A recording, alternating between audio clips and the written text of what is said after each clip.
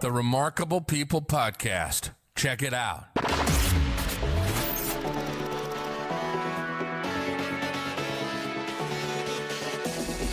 The Remarkable People Podcast. Listen, do, repeat. For life. Welcome to this week's episode of the Remarkable People Podcast, the Darcy Luoma story. This week, the first half of the podcast is all business. It's tips that you can use in your life, in your business, to help you move forward and be mindful and successful. Then in the second half, we're going to get into a deep personal story about a woman who grew up, was a hyperachiever, actually met someone at a wedding.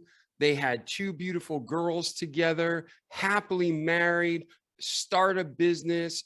Her business is thriving. And then the phone call that changed her life with 50 police officers and SWAT teams at her house, and her whole life changed from that moment forward. So in this episode, you have business, you have pleasure, you have personal, and you have the deep, raw emotions that we all feel. So in this episode, we're going to talk about finding purpose and joy, forgiving people, going through trauma, the proven method that Darcy not only wrote a book about, Thoughtfully Fit, but how she used this at the lowest point of her whole life to get through it. So get your pens and paper out, unless you're driving.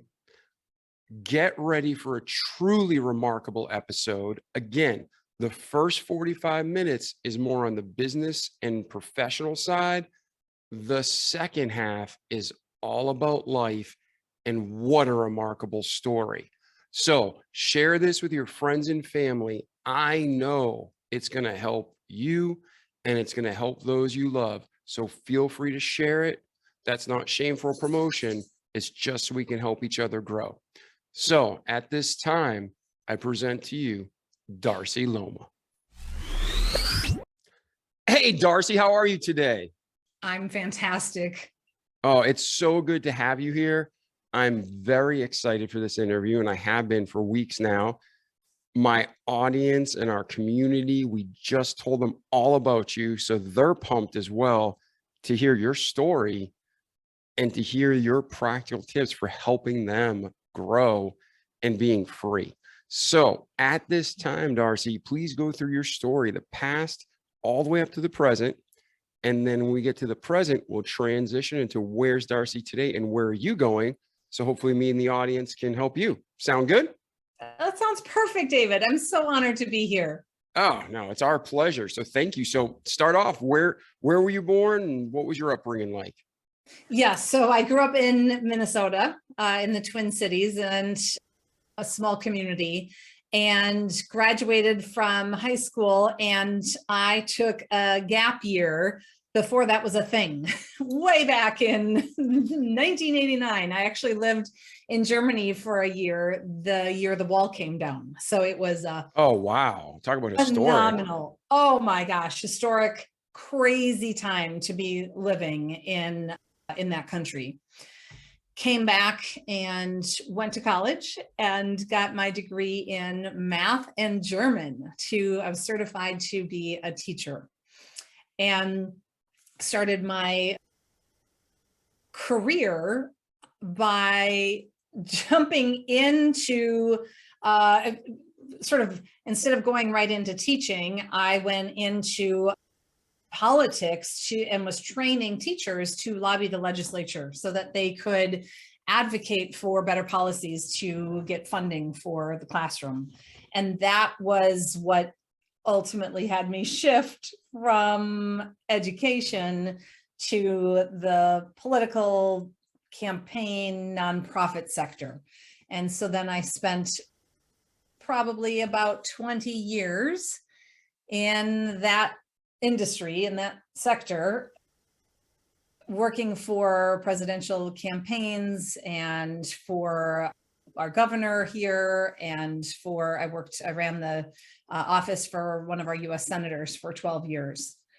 And then when the senator I was working for announced that he was not going to be seeking re-election, that's when I hired my own life coach to help me navigate the next chapter and to decide what was going to be next.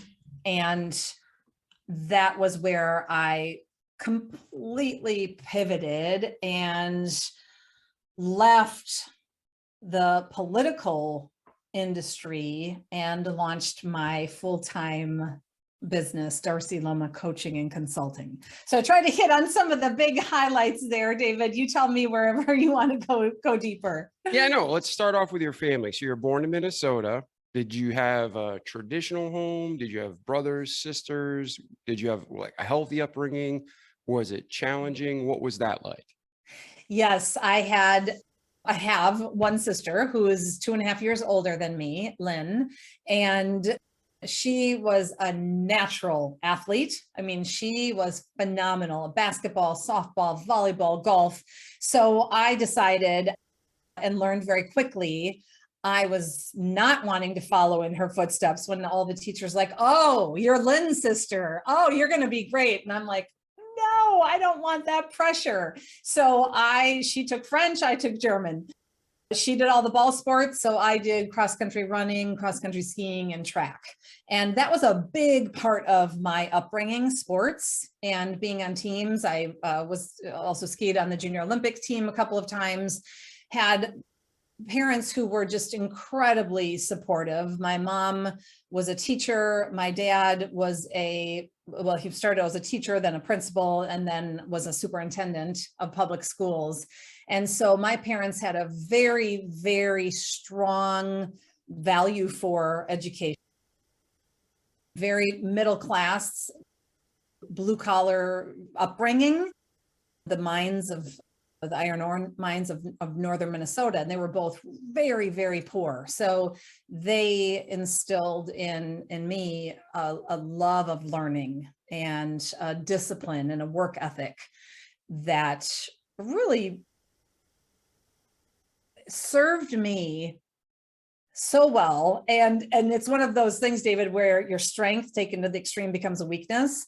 I grew up with this discipline, like you work hard. And so last year, every year I have an intention. Last year, my intention was playfulness, because I was like, oh my God, I've been working so hard since I was 9 years old. I was doing corn detasseling and raspberry picking and cleaning houses and babysitting. I worked for the rollerblade demo team. I mean, oh my gosh. So there was a very strong Finnish Lutheran, sort of hearty upbringing that shaped who I am today.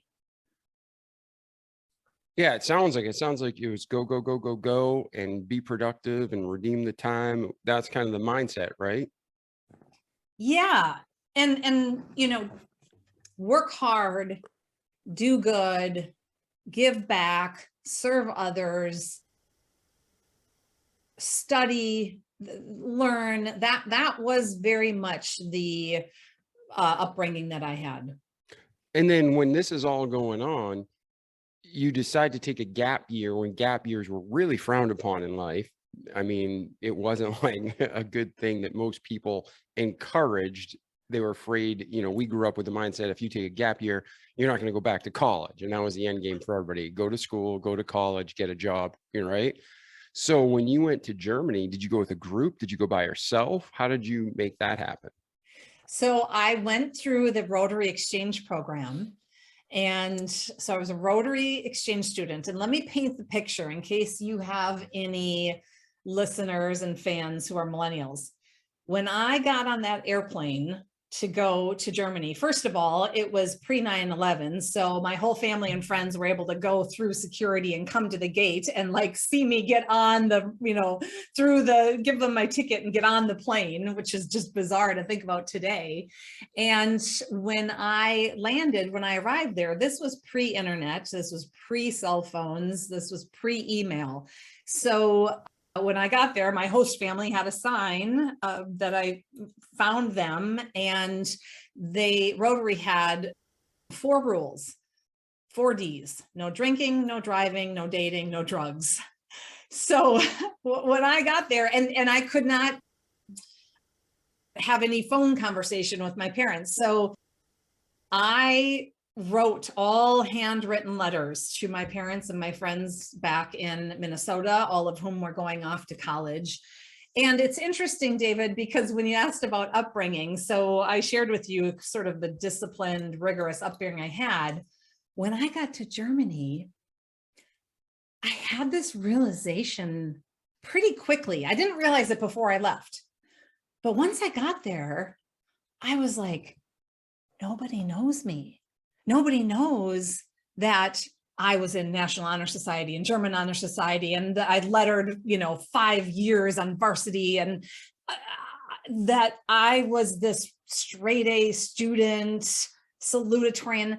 And I realized, like, oh my God, I'm free. I can do whatever I want. And so because it was a gap year, it wasn't counting towards high school, it wasn't counting towards college. So while I was in the 13th grade, they have a gymnasium in Germany. And so I would go to school late. If I got there and the desks were normally in a U shape, if I got there and the desks were all in a row, I'm like, are we having a test today? And they'd say, yeah. I'm like, I'm out of here. And I would go walk to town and go to McDonald's, where you could order a beer and fries because they didn't have a drinking age, right? So, and I was partying and I was going out late and drinking. And after a couple of months, I realized, yeah, this isn't me. This isn't fun. And so I don't even know if it took that long. Maybe it was more like a couple of weeks. I just realized, like, I like to be learning. I like to be in school. I like to follow the rules. And that really gave me the chance to almost get that out of my system. So when I came back and went to college, I just was very focused and ready to study and to dig in. Nice. And then anything during the college years, because we're all constantly growing and learning and being formed, and God's shaping us for what he has for us today and in the future. But when you were going through college, what was your studies, and was there anything significant that happened during that period that set you up for failure or success in the future? Yes, there was a lot clearly that has impacted who I am today. So when I came back to the States and started school, I mean, a couple of things happened. Over the fall semester, I decided to apply to be an RA, a resident assistant, so I could practice and go through the process of interviewing, and so that I could apply for in the future. And they contacted me over winter break and said, we have an opening. Would you be willing to start when you come back in January? And I said, I'm a freshman. They're like, yeah, that's okay. You took a year off. And so I came back and I was an RA and for multiple years, and really loved that experience of creating an environment and a culture on our floor and our wing for the girls to be able to feel connected and safe and trusting and have some fun. I then started working for a leadership consulting firm in college, and it was a professor. I was also the TA for his advanced leadership course. And I learned a lot through him and through those experiences that really gave me the foundation for what I'm doing today with my company. I said, I spent 20 years in politics. I learned there how much I loved to look at human dynamics and behavior and communication and conflict and team dynamics and leadership. That's where I really got to see how much I loved that. I was the director for the Leadership Institute, where we would bring every week in the summer 40 high school kids to the college campus where I was and give them a leadership experience for a week. That's where the love of what I do now, the seeds were planted. They just took a long time for me to be able to harvest and to actually have the courage to jump, to start my own company, to do what I love. Those were really some critical experiences that I had in college that shaped who I am today. And how did you prepare yourself or seize the opportunities you were given? So we have listeners now being like, oh, I can't go on a gap year, or I can't go to college, or you know what I mean? But at the same time, wherever we are, we're surrounded by opportunity. We just have to see it and have the right outlook. What advice do you have for people who are in a situation that may seem bleak, or they're on the top of the world about to seize, take life and it's their oyster, right? What opportunities, how do you view opportunities? How do you recommend people look at life and seize the opportunity? Yes, I think that's a complex question, because I could give a trite answer and say you just got to go for it and you need to make the best choice. And yet I know that depending on where you're at and what your life circumstances are, what your emotional state is, what your support system you have or don't have, all can impact your ability to grasp and go for opportunities. And so I want to just acknowledge, if somebody is listening and they're feeling stuck, or they're feeling scared, or they're feeling like, oh, I don't know if I can take this risk, I just want to acknowledge the reality of that. Like, yeah, of course, those obstacles are real. I get it. So first thing I would say is just acknowledge, and even when I'm working with clients, I meet you where you are. Like, we're not going to be like, just feel the fear and do it anyway. And ignore that and jump. And, because those things can be debilitating and they can shut you down and they can keep you stuck. So having said that, some of the things that I think helped me, because I had those same things, I had imposter syndrome and fears and all of those things that can get in the way. I think some of the things that I learned throughout my process of really embracing opportunities was to lean on my support system, to find mentors. Eventually, once life coaching became a thing, I have hired and worked with coaches, executive coaches, business coaches. I've had parent coaches, life coaches, relationship coaches. I invest a lot in getting the support and resources and designing systems for accountability to help me be able to take a risk, make tough decisions, follow through, be accountable to living the life that I want to live.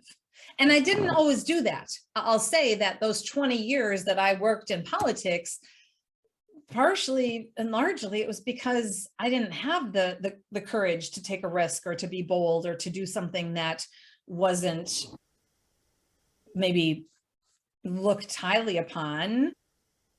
And so I'd get a call from somebody saying, hey, we've got this job. We think you'd be great. I'm like, oh, they think I'd be great. They have a job. Okay. And off I would go. So I don't want to for a second pretend or be here saying, you just need to do this and it's easy, because it took me a long time to, and I'm still working to figure it out. Now I feel like I'm just babbling. So let me pause there, David. No, I mean, my question was a little vague and not well directed, so it's my fault. But what I was trying to say is your story in the Remarkable People podcast, it's all these things you've achieved is amazing. And now we want to be able to break it down in steps so how the listeners can too.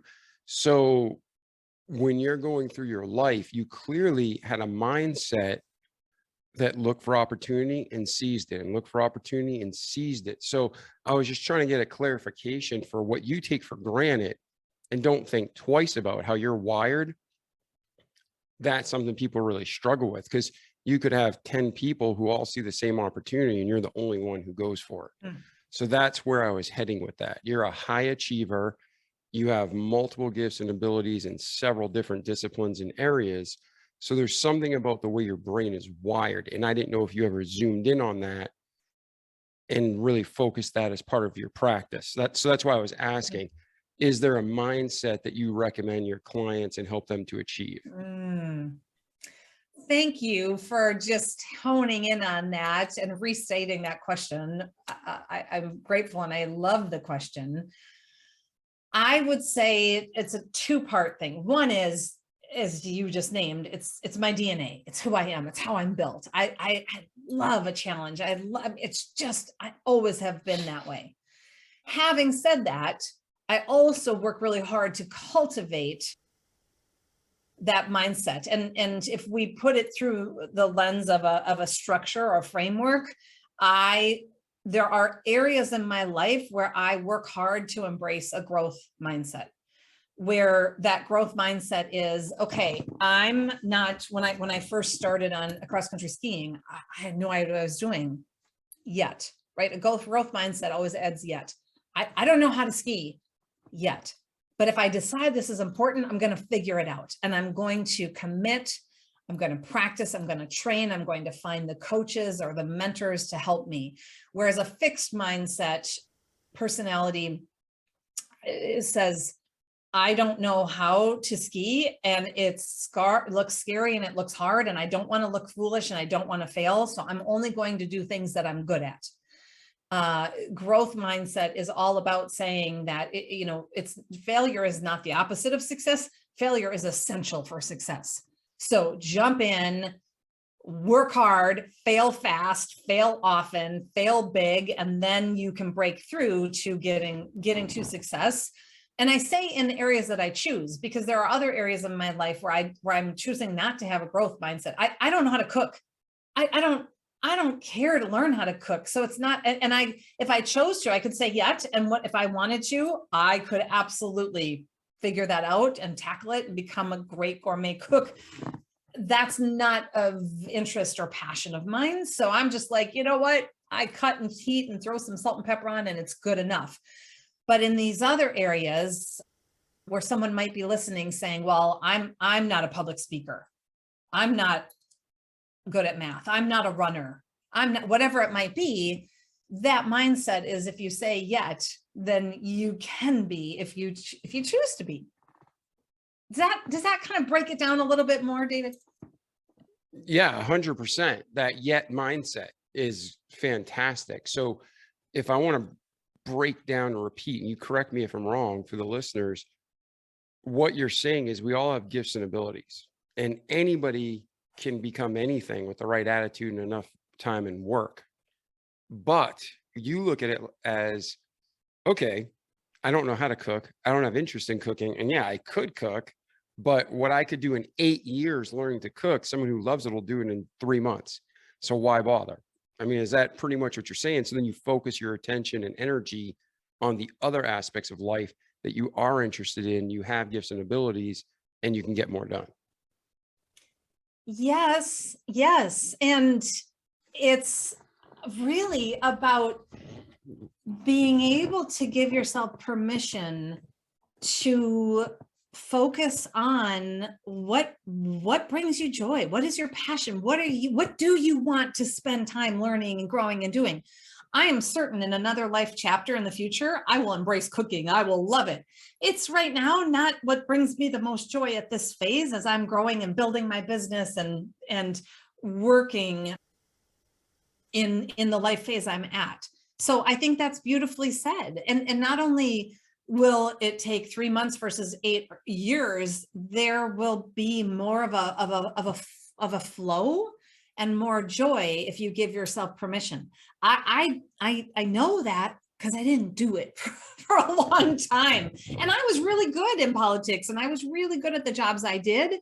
but it was hard. And I constantly felt like an imposter, and I constantly felt like I was hiding. Nobody would know that. Nobody would believe that. But it wasn't until I really gave myself permission to focus on what brings me joy that flow really started to be so much more fun and engaged and present and successful. Now, and let's do this. If you're comfortable, there's a lot more to your story. We've talked about your past and the business, but there's a lot more to Darcy's story we're going to get into. But before we move forward, for someone trying to find their passion and to get into that zone, that flow, what are some steps you'd recommend that they start the process? Depending on your personality. So some people are right brain, creative, visionary, want to do a vision board. Others are left brain, linear, logical. So I'm going to give some thoughts and insights or ideas, tips that some may resonate for you and others may not. So choose what sparks joy for you. One of the things when I'm working with coaching clients that we do is break it down into bite-sized steps, bite-sized pieces. So for instance, I'll have somebody say after 4 months, oh my God, Darcy, I've been trying to get here for 4 years. And you did it in 4 months. I'm like, I didn't do anything. You did it. And what you did is at the end of every coaching conversation, you identified what's the next step that you're going to take and accomplish in 2 weeks. And that's all. Not what are you going to do over the next year, just what's the next step. And by doing that step by step, you make progress. And so I think that's, for some people, that's a great way to break this down. So to start with, for instance, what do you love? So when I'm working with clients, we'll look at, and they might say, I want to change careers. I want to go into something else. I don't love this. We'll start with step A is to just list. And we'll start with like the A list, the B list, and the C list. So the A list is like, oh my gosh, when I think about this, it brings me so much energy and joy and curiosity and passion, whatever it is. And that could be an industry. It could be a company. It could be a person. Like I see what they're doing and I want to do that, right? Or it could be that company. I love their mission. I love what they're putting out in the world, the service, the product. It could be that, or it could be an industry. I love animals and I've never given myself permission, whatever it might be. The B list are things that you're like, I'm intrigued and I want to know more. There's something there. I don't know if it's like, oh my God, A list, but there's something there. And then the C list is like, these are the things that I know are not in the A or B list. I've ruled them out. They don't bring me energy. They're things that I'm ready to let go of. I don't want to should on myself, right? So give yourself the opportunity to also write down that C list. Just the process of articulating those lists and getting it from your head onto paper will be powerful, and the universe will conspire to support you right there. Because, so for instance, you wrote down, for instance, you never said, I love working with animals before. All of a sudden you are, out at a happy hour and you're chit-chatting with somebody and they say, yeah, I just joined the board for this organization that helps take care of abandoned animals. And you hear it differently because you wrote down your passion, you want to explore animals. If you hadn't written it down, it would have just been like, oh, that's great. What else do you do? How many kids do you have? But instead, in that moment, you are more aware because you wrote it down. You're like, really? Tell me more. What's the organization? How did you get into it? How long is the term? What's your passion? And all of a sudden you leave that conversation and the person says, you know what? I'll follow up. We're looking for a new board member. I'll send you the link or whatever it might be. So you first get it out of your head onto paper. And I find for people who are built this way, that's incredibly helpful because then It frees up more space for more creative thoughts. Instead of hanging on, you don't even know you're hanging on. Your subconscious is hanging on to those first 10 ideas. There's no space in your head for the next 10 or 20 or 30. So you write it down. All of a sudden now you're out for a walk, you're doing yoga, you're having breakfast with a friend, and you think, I never thought about that. And something new comes in your brain because you've done a data dump, a download of the stuff that was there. So let me pause. That's one first step, one idea, and see if you have thoughts or questions. No, that's excellent. That's what we want. We want to help people get out of ruts and holes and feeling stuck or feeling no joy, and help them come into what God created them to do. Because so many people, they're like, okay, they have sincere heart. They want to help, but they're in management and they loathe it. And they're like, well, my whole job should be helping, but I hate it. So they have this inner conflict and guilt and shame. And they're like, oh, I'm supposed to help people and I hate managing. But what you're saying is, you may be good at something, but that doesn't mean that's necessarily what you have to do. And helping people in this illustration could have 15 different applications, and management just isn't that one. Like, you went into coaching, so it could be more of a one-on-one helping and different types of helping. So this first step in writing it down and finding that clarity is beautiful. So definitely, I think it's valuable. Yeah. And what you just said, I think, is important, that just because you're good at something, I mean, I was good at math. I was a math major. That was not my passion, my joy, right? Just because you're good at something, you want to look at that Venn diagram of also what sparks joy and brings you passion. And it can evolve and change over time in different life stages. And writing it down, for some people who are that left brain, linear, logical, it might be a list, ABC. For the right brain, it might be a mind map and, doing the circles. It might be a vision board and cutting out things from magazines. So do it in a way that best serves you and your personality and your style. Once you've got that written down, and that first step might take a couple of weeks, give yourself the time to do the first dump, and then to let your subconscious keep working. And as you are going about your life in your day, things will pop up and you'll be like, oh, I got to add that to my C list. When they just said that I should apply for, and I should do that job in that nonprofit, like, oh, I just got a visceral reaction. I'm going to write that down. Then the next step of what you can do is start to prioritize and to start to chunk it out and to say, okay, for my A list, what of these industries, people, companies, where do I have a connection? Where do I have a warm lead, right? Because it's always going to be easier to start down that path with a warm lead than it is a completely cold, emailing somebody. You've never heard of me, but can we have lunch? Certainly that's an option. Absolutely, it's an option. But I say, let's make it easy. So if you look at that A list and you say, okay, I'm really interested in animals, and I realize that, who are the people that I know that are in the animal field? Or I really am intrigued with this person and what they do. Who might know that person? And maybe I look on LinkedIn or I look on Facebook and see who they're friends with that I might know that could open a door for me. And so you want to then, right, that next step is to identify who those people are, and then commit to just say, okay, I'm going to start with 3.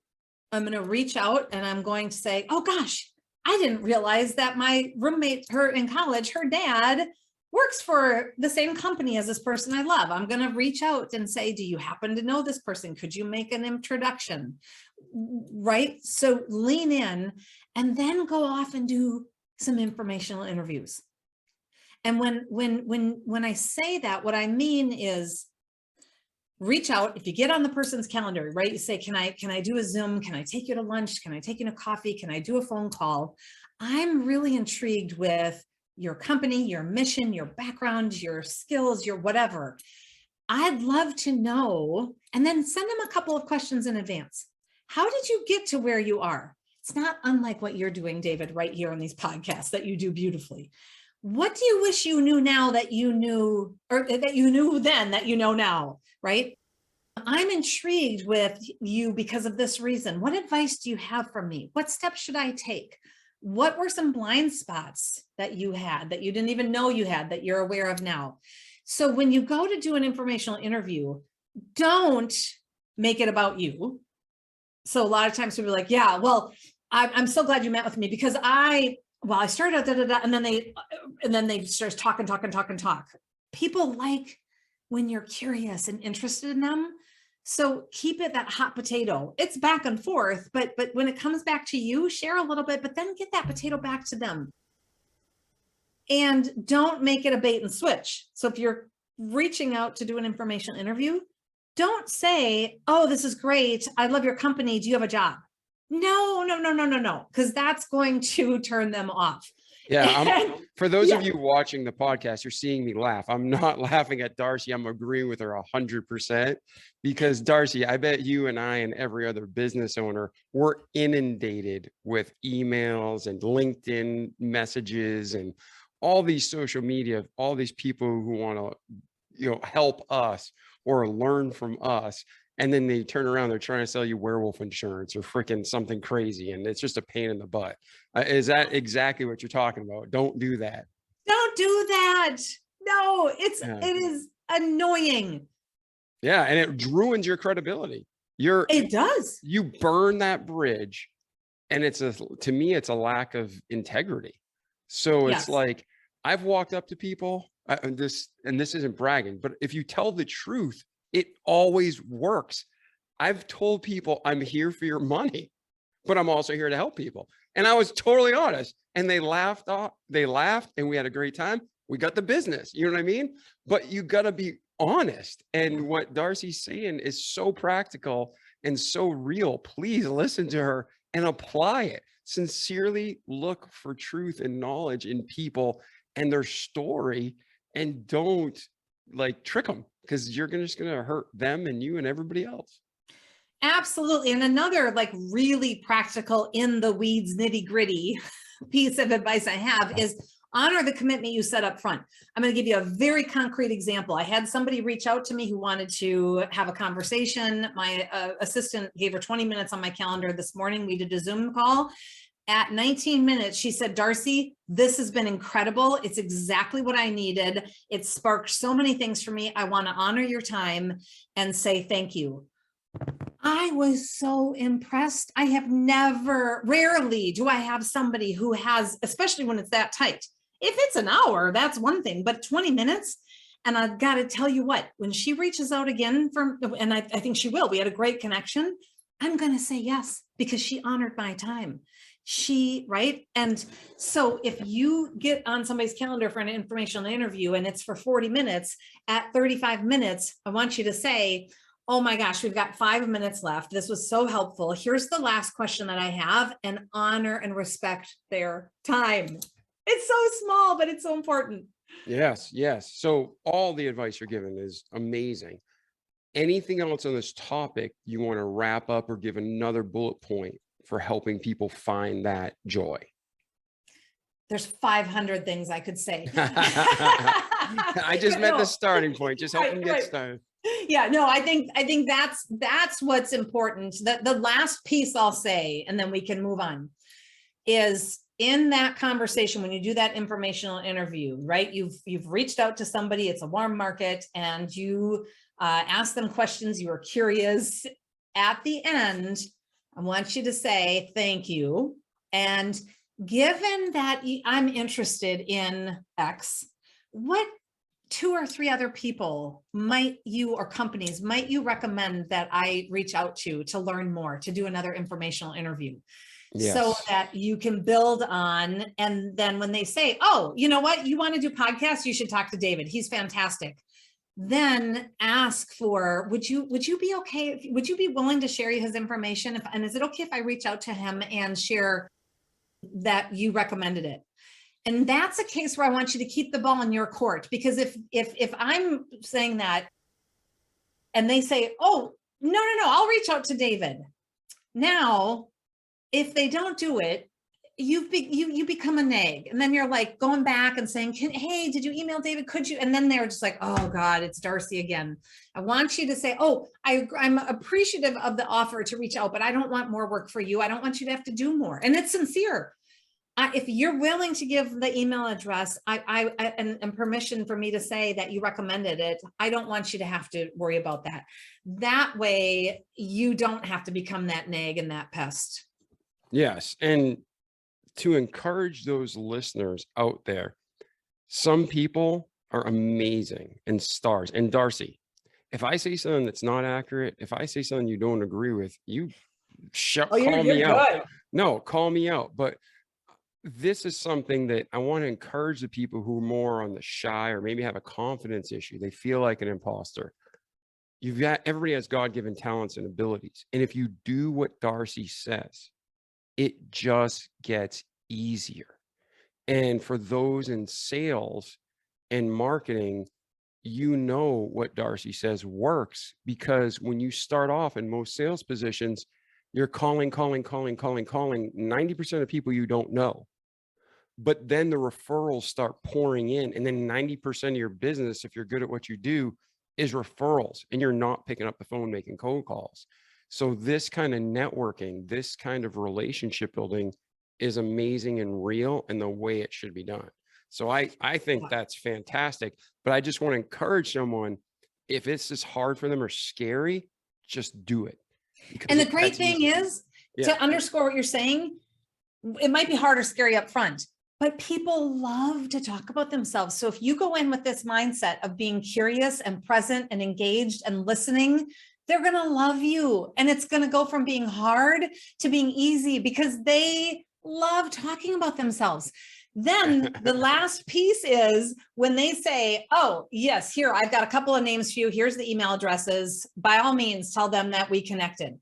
So then you reach out and say, hey, David, I just talked to Sue and she recommended that I connect with you because I'm interested in learning more about podcasts. And you're like, oh, I love Sue. Of course, I'll meet with you. So 3 weeks later, you have that conversation. That's an opportunity now to go back to that first person and say, thank you. So you thank them after the informational interview, right? But you track who they said to talk to. And that is another opportunity to make a hit and go back and say, I just wanted to let you know that you recommended that I call David. He was fantastic. I learned so much, and he opened the door for me to talk to someone else that I'm excited about. And that wouldn't have happened if it wasn't for you making time for me on your calendar. Thank you. So now, instead of being a nag and them avoiding your call, they get it. And it's like another emotional deposit in their emotional bank account. And they're like, oh, wow, that's so nice. I'm so glad. Yeah. And that's so true. It's so true. So now, Darcy, I want to transition the show into, you've just had years of experience. You're working with politicians, you're achieving, you're transitioning into your own business. All this wonderful stuff is going strong. Momentum's building. Everything seems to be clicking, right? So between this moment that we're building up to, that's in your book, and your birth, did we miss anything in the story up to date that you want to cover that's significant for the rest of the story? The only thing I think that I am not touching on or giving enough attention to is how many times I didn't do it right, how many times I failed, how many times I screwed up, and just learned. And again, I think that's that growth mindset. So you're going to learn a new skill. You can't learn to downhill ski without falling, period. You have to fall. It's a part of the learning process. And so I'm sort of glossing over all of the missteps, all of the embarrassing, and not because I don't want to share, just because our conversation hasn't really gone that way. And I'm sort of highlighting a lot of these benchmarks. In between, there was a lot of failure as well. Yeah. And just so people who are listening, if you're not failing, you're probably not growing. If you're not in pain constantly, there's something not right. And when I say pain, forgive me if that's the correct term, but when you go to the gym, it hurts, but that's how you grow physically, right? It takes effort. It takes the pain. It takes uncomfortableness. It takes failure moments where you're dropping weight on your chest, right? But the end result is Darcy and all of you who are growing and achieving. But it takes hundreds of steps to get to the success. You if not got that. it. Yeah. You got it. Perfectly stated. Yeah. So, okay, now, Darcy, you are single and killing it. Where do you meet your husband? I met my husband. It was 1999. I was going to a wedding, some friends of in college, and I did not have a date. So I went with a couple, Jackie and Pablo. I was there. They were my date. And at the wedding, one of the groomsmen standing up in front of the church, the one on the end, had this phenomenal smile. All the rest of the groomsmen were standing up there sort of very serious, and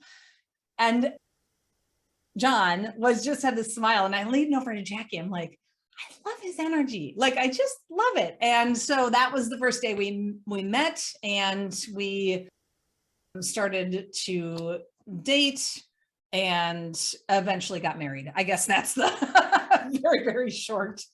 Yeah. Well, I mean, that's a significant part of the story. And I just want to make the timeline and everything work out.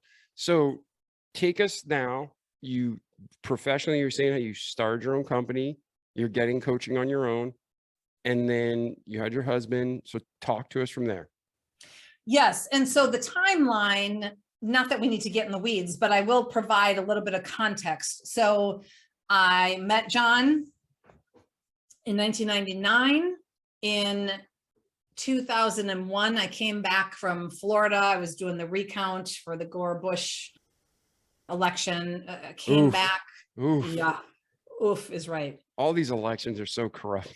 It's crazy. That was the hanging Chad, right? I was on the front lines of the hanging Chad whole scenario, literally for 38 days on the front lines.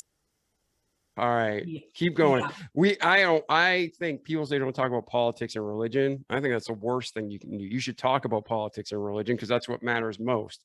Your personal integrity and how you're leading the rest of the world, right? But for this podcast, I want to focus on your story because there's a lot of good stuff that's going to help people around the world. So we will skip politics in this episode, but we can do another episode for that. Yeah, that sounds great. And I share that because when I came back to Wisconsin, I was on the road full time doing national advance for this presidential campaign. I took a job working for one of our US senators, and it was 2001. And John and I had been dating a couple of years. And so that job, we actually bought a house together and in 2001 and started to and continued to date. And I worked for Senator Cole then for 12 years as a director of his office. And so John and I got pregnant. I got pregnant with John and had our daughter Josie in 2006. We decided to get married. We got married 10 days before she was born. We decided together that we wanted to be married before she was born. So I was working full time, had my first daughter, and we decided that because of lots of reasons, which I'm happy to get into, but I'll skip over, that John would stay home full time with our daughter. And so after 3 months maternity leave, I went back working full time for the senator. John stayed home full time. When my daughter was 7 months old, I got pregnant again with daughter number 2. And so we have 2 daughters, and he stayed home for the next 8 years, taking care of them. So I continued to work for the senator. In 2012, when the senator announced that he was going to be retiring, that was the time for me to figure out what I was going to do next. And so I hired a life coach, and and she helped me articulate, said, what would you do if in 10 years you had no regrets? You looked back at this moment in time and had no regrets. And I was like, oh my God, I'd start my own company. And it was just so easy. It was so quick. January 2nd, 2013 was my last day with the senator. January 3rd, I launched my business full time. I had 2 young daughters, and my husband, again, still was staying home. And I told him at that time, we designed together that the majority of small businesses and entrepreneurs fail within the first 2 years.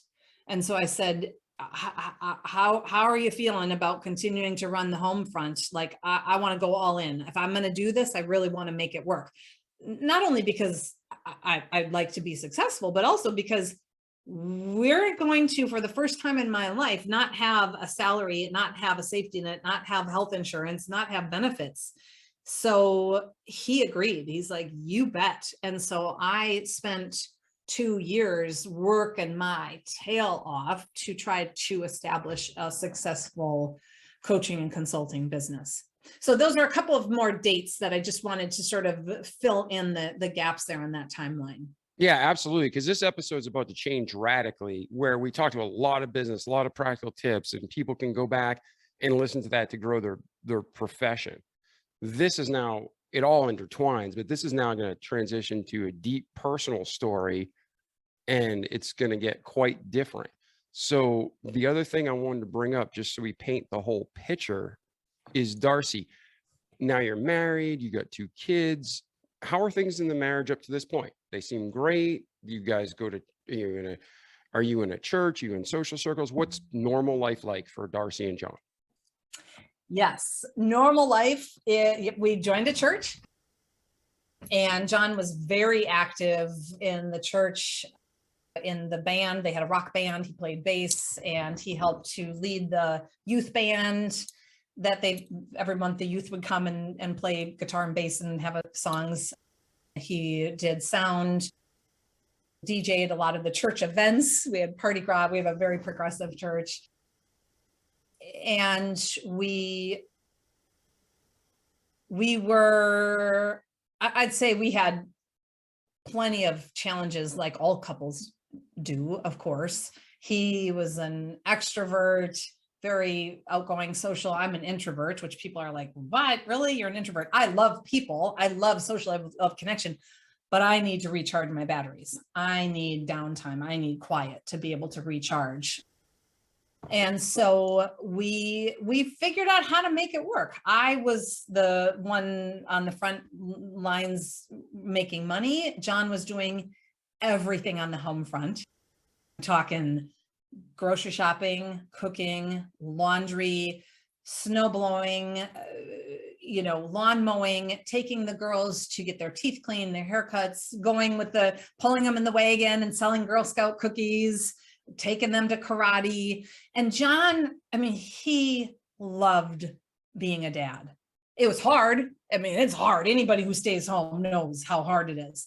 But he truly found passion there. I would have people say, wasn't he jealous of you? I'm like, no, he loved that I was doing what I loved and that he could take care of all of us. Like, that was truly his passion. And so he was the dad that would be at Little League or Pee Wee hockeys or tournament, games and karate practice. All the other parents were, myself included, whenever I was there, were, at the practice doing this the whole time. John was like watching and engaged, and he'd get home and he'd be like, okay, Jaden, what was that move that you did? Do you want to practice? He just loved it. So for us, it was a very non-traditional. Now it's getting less unique to have stay-at-home dads, but still then it was a little bit non-traditional that he did all the home front and I did all of the sort of working front. And for us, it worked. So I'm just trying to think if there's any other pieces of that. No. And so from there, everything seems to be going. You're focused on the business. You're killing it. Where does life go from there? Yep. So 2 years in, so I launched my business 2013. 2 years in, 2015, I was experiencing tremendous success. I worked hard for it. It paid off. I had a lot of clients. I had more work than I could handle. So I hired some staff to help run the business. And then I brought on 6 additional coaches and consultants onto the team. And we did a year-long search process, very rigorous. We wanted to recruit and bring on the right mix of people who had the skills, but also the value system that I had. So we took our time finding the right people. So January of 2016 launched my coaching team, and we had a couple-day retreat in person in Madison. John made food and was a photographer and supported all of that. And then 3 months later, so it was March 17th of 2016, I had just left an executive coaching client and was driving to the West Side and had gotten to a professional development, a training event that I was attending. And my phone rang. Now, normally I would not answer my phone as I'm getting ready to start training,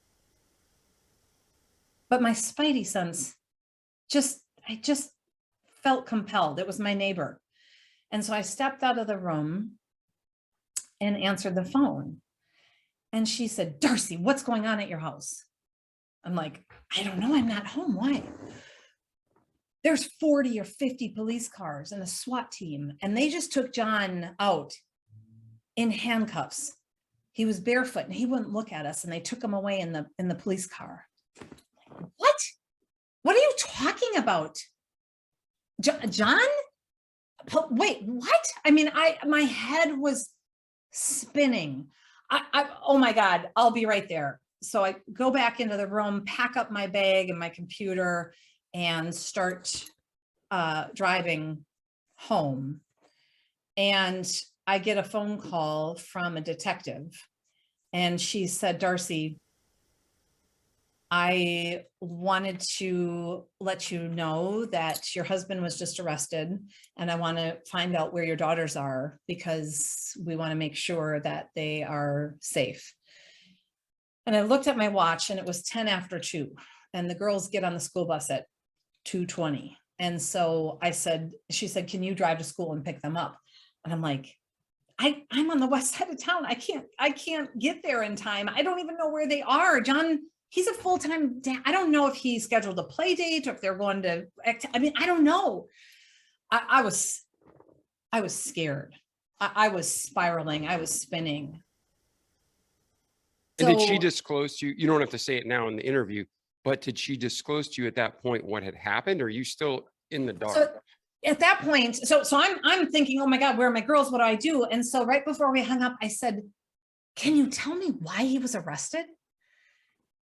And she said, "Yes, sexual assault of a 15-year-old girl." My heart stopped. I just can't even describe that moment. And yet, while I was in shock, I went into mama bear production mode. Like, I don't have time. I don't have time to be in shock. I don't have time to cry. I got to figure out where these girls are. I got to protect them. And I'm happy to share as much or as little as you want, David, but that began this nightmare. I mean, it wasn't even a nightmare because I had never had a nightmare that was that awful. Yeah, no, if people haven't gone, most people have gone through some form of trauma, but there's a distinction between trauma and the trauma that shakes your reality and core, like things you would never even consider, things that you would think is a joke or not real, and you'd bet $10 million against it ever happening. So you had one of those life-changing, dramatic traumas, and I can only imagine what you were thinking and feeling, and a lot of it was just shock and just what's going on. So then, if I'm hearing you correctly, your instinct kicks in, you go into what you call mama bear mode, and you're like, okay, at this moment, focus on one thing, my daughters. Is that pretty fair assessment? You bet. 100%. Okay. Yeah, then just keep going on with the story. So Yeah. So lots and lots of details. I'll just give high level and then you tell me where you want me to fill in. But yeah, no, and just so our listeners know, I think this is gonna be the first episode I break down into 2 sections, because your story is so different and your business advice is so solid. So I think we're actually gonna break this up into a part A and part B. Yeah. But Darcy goes through all the details in her book, and I mentioned this in the intro. So you can get the book. I'm not trying to just pawn a book, but it's a great book. My friend read it because I don't like to read a lot of books before the interviews, like I told Darcy, because I want our conversation to be organic. So between our pre-conversation and what my friend told me from reading the book, super powerful, and not just an impressive story, but it helped my friend who read it. It gave her complete relief and comfort in her own life from what Darcy went through and was willing to share. So what she's about to share with you is super powerful, but not a fun, probably something you don't ever want to go through again, but it's something that you're now helping people who are going through similar things. So just tell your story. You get the call, you don't even know where your daughters are, your husband's arrested, and you're like, what the hell is going on? yeah. There's a lot of 4-letter words. Yeah, we can just mark this as explicit. Say what you want. We're good. Yeah. I mean, oh boy. So basically what I found out, and again, I'll skip through because we could talk for 8 hours, but I found out my daughters were on the school bus on their way home. I arranged with my neighbors to meet them on the bus that comes at the corner. We live in a cul-de-sac. It happened to be St. Patrick's Day. And so as soon as the girls got off the bus, they were 8 and 9. They're like, hey, do you guys want to go? We're going to get a Shamrock Shake at McDonald's. And then we're going to go drive to Milwaukee to a birthday party. And they're like, okay, right? They're just like these adorable, young, trusting, and they love our neighbors. And so they were able to sweep them away without the girls seeing all of the lights and the officers and the guns and that, right? I mean, just thank God. That bought me some time then, because what was happening in that moment is they were executing a search warrant in my house that, I had only seen online. I had never been and I don't watch CSI and Law and Order. So I felt like I was super naive, like follow the rules, do things by the book. And so all of a sudden I'm at the forefront of trying to, it's like my own little Sopranos episode. And I'm like, I don't live this way. So they said, our search warrant will probably take 5 or 6 hours. And, you're welcome to come home after that. And of course, when I got home, every closet, every drawer, every room, everything was turned upside down in piles. The house was destroyed. And the officers are doing their job. But absolutely, they're good people for the most part. Every once in a while you get a tool, but were the officers understanding towards you, where they knew you weren't involved and they were kind, or were they being a little bit harsh towards you? Well, at this point, they were very kind and they were very compassionate, and there was, and even though my house was destroyed, it wasn't like they were destroying it. It's like they had a job to do, and then going through, they're looking for evidence. They're looking for stuff. They're not going to like nicely open something and fold it and put it back, right? They're in production mode. And so they don't put things back. So it was destroyed. They weren't being assholes. They were just doing their job. Yeah. And that, in defense, like obviously you're completely innocent in this, and we didn't get into your husband's extent, but the officers are doing that. If people are being judgmental towards officers, they do it because there could be other girls being raped, other girls, even in consensual sex, but they're minors, other girls being sex trafficked. They're looking at the big picture, trying to help. So when officers, they get low pay, high criticism, and they get made the bad person when they're really, for the most part, awesome humans, but you just happen to be part of their activity, which trashed your house. So I just want to make sure, because sometimes you do get that 1 out of 100 officer who's a tool, but I'm glad you got the 99 who are nice. Yeah, absolutely. And so what's crazy is that the charges were severe. And so I called a friend who was an attorney and I said, I need help. I don't know what to do. And so he literally he's like, okay, I'm going to give you some names. You need to call and get an attorney for John, and you need to get your own attorney. I'm like, I don't need an attorney. I'm not a part. You need to call and get your own attorney. Okay. Right. I was just like following directions, following the rules, because I was in way over my head. My husband was taken away and put into jail that night. My daughters had never not had their dad tuck them in to bed at night. And the next day, which was Friday, which happened to be our 10-year wedding anniversary, he was supposed to be DJing the sock hop at school. So on top of all of this chaos, I'm also trying to find a replacement DJ, because I finally connected with an attorney for myself. I got an attorney for him. And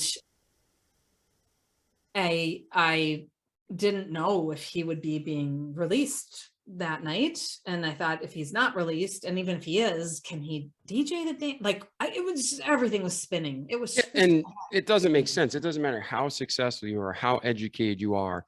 When you have that kind of crisis in your life, it's hard to think. It's so many things are screaming at you and overwhelming. And even just like, oh, I need to get a DJ because I don't want more people asking questions. It's just like more weight, more embarrassment, more shame, more pressure, more bringing the wound open again, breaking the wound open again. So I can only imagine what you're going through at this point. yes. And so my attorney that I called and hired, on a whim, the detective said, why don't you come down to the police station and we can talk tonight? And my attorney said, don't go to the police station. If there's media, if they get wind of this, they're going to get video of you going in and out, and all of a sudden you're on the news. And I'm like, oh my God, I would never have even thought of this. I was in so far over my head from, right. I didn't sleep. It was severe. Then the next day it hit the media. So he did not get released that night. They kept him, they booked him, and he stayed in jail overnight.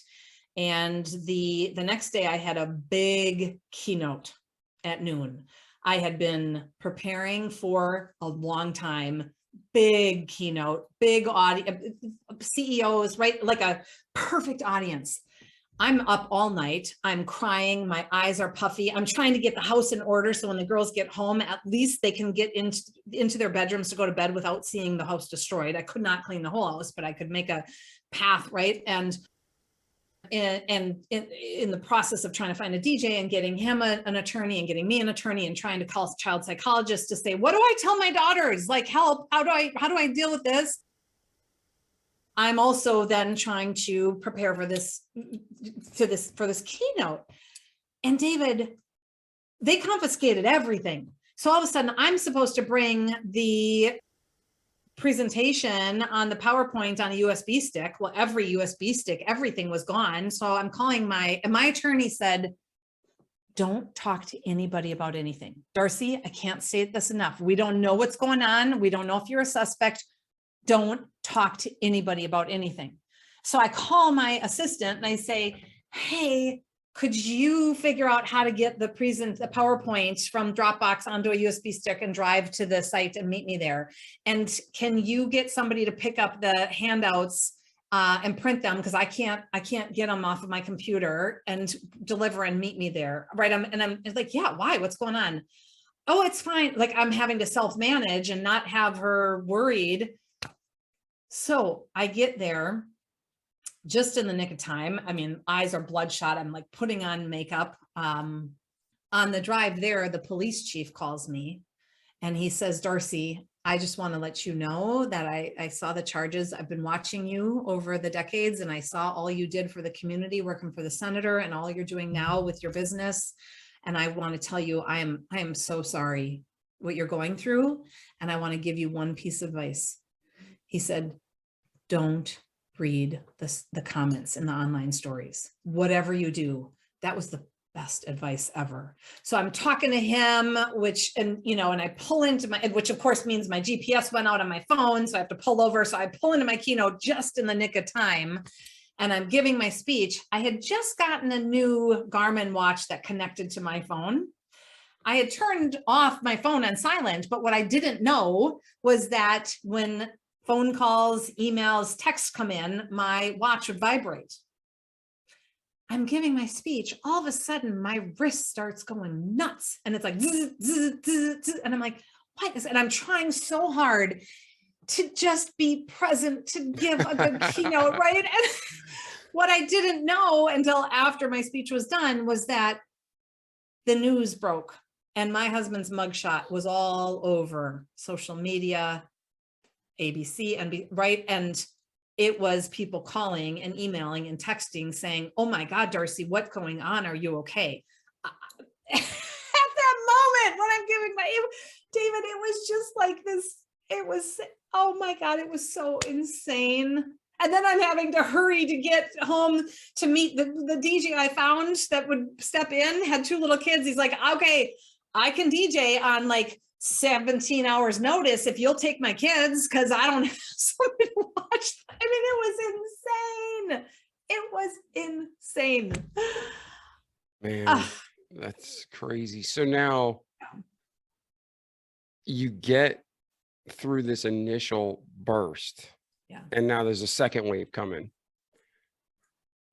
Talk about that. And also sleep. It's a real deal. Most people, when they're going through severe trauma, their minds are shell-shocked. Yeah. All of us know if we don't sleep, we can't think straight. So now you're combining these two, and it just makes life even harder. So how are you doing on the sleep front at this point, and where's your mind? I was not sleeping. Yeah. I was a mess. I was scared. I was alone. I took my attorney at his word and I didn't tell anybody. I didn't talk to anybody. All the people that were reaching out, I didn't even have the capacity to reply. If I did, it was just a thanks, right? Fast forward a couple of days, on Sunday morning, I find out that the pastor announced it in front of the whole church and said, what happened, and said, we're going to have a meeting after church to talk about anybody who wants to, because John was very active with the youth in church. And I was like, oh my God. And then I realized it's Sunday. I have to lead a full day leadership team retreat tomorrow morning. I need to be there at 8. The girls have late start Monday. They don't get on the bus until 9. Oh my God, what do I do? Right. So I text a friend to say, hey, is there any chance I asked the girls, would you be willing to go to your friend's house tonight and sleep over and go to school in the morning? Yeah, that's fine, Mom. I text and saying, I'm in a bind. Is there any chance you could help out? She calls me 30 seconds later and says, Darcy, before I answer that question, I need to know, did you have anything to do with this? Oh my God. Okay, I didn't think for a minute that didn't even dawn on me. And I said, no, I didn't. Okay, well, let me tell you, if they find pictures or videos of my daughter, I'm sending the mafia to your house. And my husband has ties to the mafia. Oh my God, this is my friend. I'm like, oh my God. So I hang up, I call my attorney and I say, I need help. And I tell him what's going on. He's like, well, Darcy, you got to get the girls the hell out of Dodge. And I'm like, well, what do you mean? Where will they go? And he said, well, do you have parents? And I'm like, yeah, but my parents winter in Arizona and they don't know what happened. He's like, what do you mean they don't know what happened? You told me not to tell anybody. You didn't tell your parents? No, you told me not to tell anybody. And they're in a different media market, so it hadn't hit the news. Well, it hit the news, regionally. And he said, well, do you have any siblings? And I said, well, yeah, my sister lives in Minnesota, but I didn't tell her. She doesn't know. He's like, okay, sorry. Let me be clear. Like you can tell your family. And I'm like, at this point, I'm scared. I'm just following directions like blindly. So I had, no sleep because I'm trying to figure out what to do without being able to process this with my support system, with my friends, with my family. And not to mention, you haven't even touched on the personal betrayal, the pain you're feeling. I mean, it's just circumstances like this go so deep, and other people's choices and sins affect us deeper than it affects them. And it's so frustrating to watch and to hear. And what you just said about how you had quote unquote friends, and now they're accusing you for, they don't even know what the hell's going on. You don't even know what's going on. And they're accusing and threatening you. That's just some shallow, oh, I must have a bad word. This is just some shallow, toxic people. And it was, yeah, it's tough. It's tough. It was really tough. And on the personal front, yeah, I mean, so I had to cancel. We were having anniversary day massages. I had to cancel those. I kept my massage, which I just bawled through the whole thing. The next day we had rented an RV. We were going to go on a spring break trip and all the state parks. I had to cancel that. Right. I mean, I'm like in this mode, not sleeping, not eating. I mean, just disaster of a mental state. And when my attorney said, get him out of Dodge, I called my sister, and who was 5 hours away. And I said, hey, where are you? Are you home? And she's like, yeah, we're just getting home from college visits and stuff. And I said, is there any chance that I could bring the girls to come stay there for a little bit? And she's like, what's going on? And so I shared with her, and she's like, oh my God, okay, we're getting in the car. We'll meet you halfway. So I'm driving the girls to their aunt's house the week before spring break, right? We had a full week. So they were not in school that whole next week.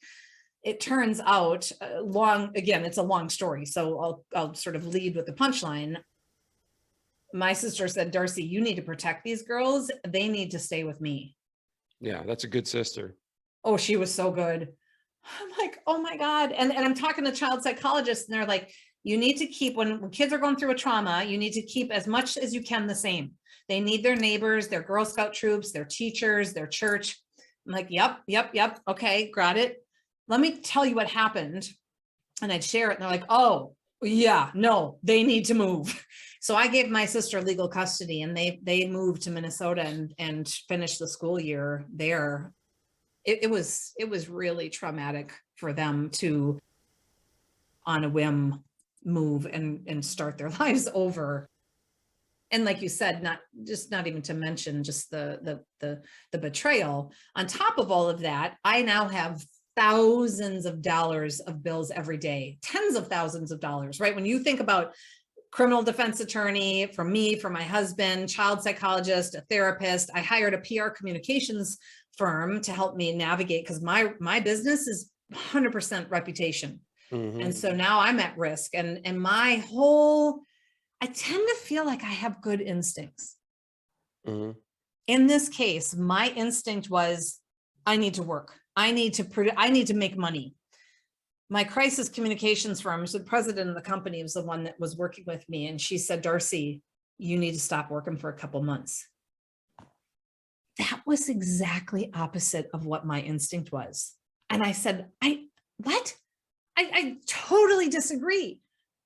And I said, you know what? Here's the deal. I'm not thinking straight. I'm emotional. I disagree, but I'm paying you to advise me. So I'm going to do what you say, even though I don't think it's a good idea. David, that was the best advice I could have gotten. It was essential for me to hit the pause button and to create time and space to grieve, to process, to experience the trauma, to get my house in order. If I hadn't done that, I would have just been producing and moving. And well, I'll tell you what, I would not be able to talk about it today as I am with you, because I would have delayed all of that grief, that all of a sudden my husband's gone.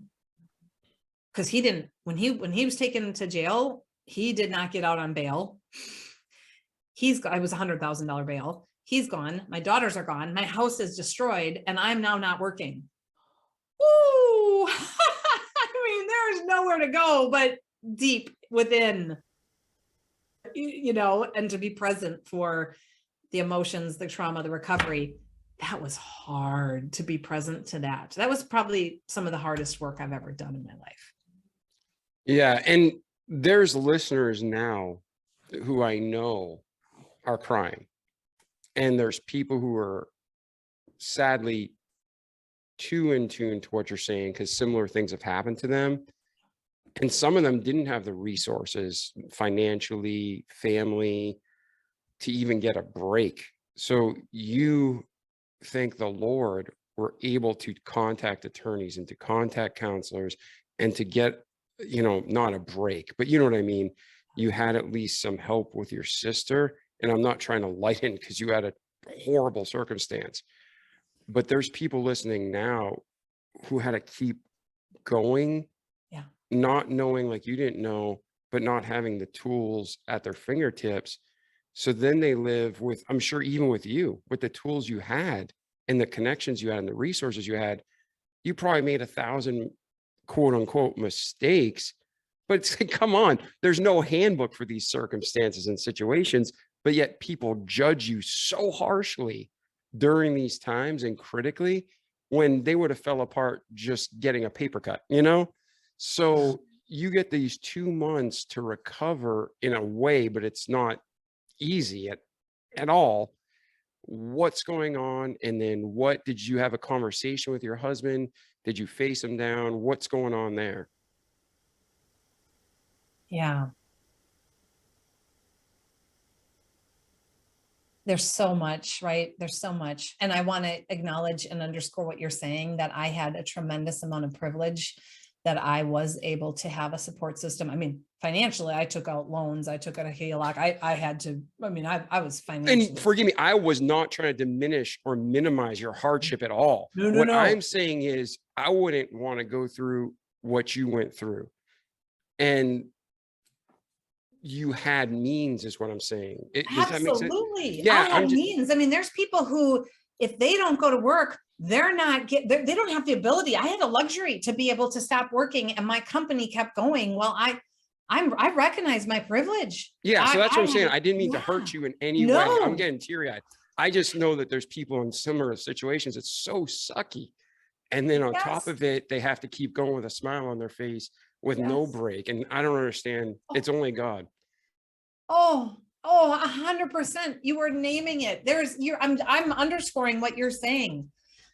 So as all of this is happening, I'm trying to figure out who is my husband? Who is this person? What happened? My attorney said, when John calls you, everything's recorded. Do not talk to him. Do not ask questions. Everything's recorded. It was awful. It was awful having to be in conversation without being able to say, what the, and navigating that. And I eventually did go to visit him in the county jail. And over time, my girls did come back in the summer, and eventually I did tell them what happened. I needed some time to figure out how to tell them. And I've had to work with the therapist and the child psychologist. So I just said, Dad made a bad choice and there's been consequences. He's safe. He's okay. I'll tell you more as soon as I can. And so eventually I shared with them, and eventually took them to go and visit him. And it did get to the place while his legal process was happening and it took about 1.5 years for his sentencing to happen. We went to see him every week down at the county jail, going through multiple thick doors and locks and glass, and we'd sit down on one side and pick up the phone, and he'd come in his prison uniform with handcuffs on and pick up the phone on the other side, and the girls are on my lap. And I mean, it was. Yeah, you were all doing time. You all had your freedoms removed. Yeah. I mean, wow, I've never thought of it that way, but yeah. So what did he actually get accused of and convicted of? Like, where did that all end? Because I want to respect your time and I want to respect your day, and I could do this for hours, and your story is, I know, going to connect with people. Yeah. So He was ultimately sentenced to 10 years in prison for, I don't remember what the exact charges were. but at the end of the day, was it consensual or was it rape? Like, what was the end result? Well, so because the victim was 15, legally she could not consent. And so while they found out later and uncovered new evidence later that discovered that it indeed was consensual, that did not come out until after he was in prison. And so it was, that's why I'm trying to remember what the actual charges were. But it, he was convicted. I mean, it was severe, right? It was, I don't know, it was child pornography and sexual assault. Isn't that funny that I don't remember? I mean, No, that's a sign of, well, first off, when you have trauma, there's blocks of memories get lost. yeah. I went through some trauma, and I will meet people. They'll know my name. They'll know about me. They're like, dude, you helped me with my business and grew crazy. And I'm like, listen, I'm not trying to be a jerk. I just don't remember. There's like blocks of memories just gone. So I was functioning at a high level, yet I wasn't connected and humanly there. Like, and so I know what you're talking about, and our listeners do too. But with your husband, there's certain states, there's statutory rape, or they just call it flat out rape. But were there other people or children involved, or was this isolated to one? Because sending 50 officers and SWAT teams, that's a pretty severe reaction. So what did they think? What did he actually do, and what were they thinking it was? Yeah. So thankfully, my daughters were not at risk, and none of their friends or acquaintances or anything. This was all girls on the internet that we didn't know. And that part of the reason this was so traumatic is because when something like this happens, we have a short attention span, and there's a short news cycle. And so, it's on the news 48, 72 hours later, it's gone away and everybody's moved on. In this case, what happened was the victim, it turns out, had multiple encounters with other men. And so as other men were discovered and arrested, every time their mugshot was put up, my husband's was put up as well, because they thought it was actually a sex ring, which it turns out was not. But they thought my husband was like in charge of coordinating and whatever that would be called. You said it at the beginning of the show. Sex trafficking, yes. Sex workers. Yeah. Yeah. So it turns out to not be that. But of course, I didn't know, the media didn't know, the prosecutors, nobody knew what it's this whole process of trying to uncover that. So there turned out to be maybe like 5 other guys, I don't remember, give or take, that were arrested over the coming months. And every time they were arrested, John's mugshot was there. So this story went on for a long time, which is why ultimately my sister said they need to stay here. They can't be home. You can't hide the nightly news and the newspaper. Every time I get it, I open up, there's his mugshot. Yeah, and people are brutal. I mean, I don't want to speak for you, but I will speak for you in the sense you're so polite and tactful, but people are jerks. And you'll have people you think you're friends, and they not only abandon you, but they betray you. And you have other people that didn't realize how much they cared and they got your back. So again, I can only imagine what you went through, but the fact that every time this individual and a John, not your husband, John, but a John, a man was caught having sex with her, it's just bringing it back up over and over again. It's like the nightmare that keeps on giving instead of the gift that keeps on giving. Yeah. So talk about, I mean, you talk whatever you want. This is your story, but we have, how are you progressing through this? What's going on with your husband? Is he repentant at all? Is he just totally denying it? You know, what's his state? And then bring us through resolution or at least the outcome. Yep.